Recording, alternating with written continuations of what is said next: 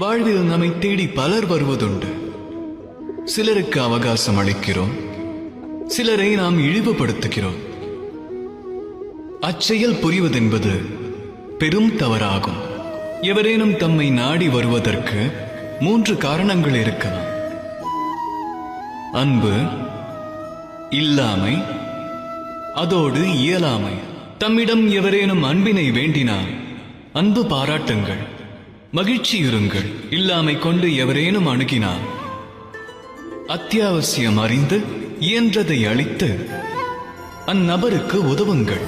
ஒருவேளை இயலாமையால் தம்மிடம் எவரேனும் அணுகினால் அந்நபரையும் அன்புடன் வரவேற்று அவருடைய இயலாமைக்கு தாம் ஒரு நல்ல தீர்வை வழங்குங்கள்.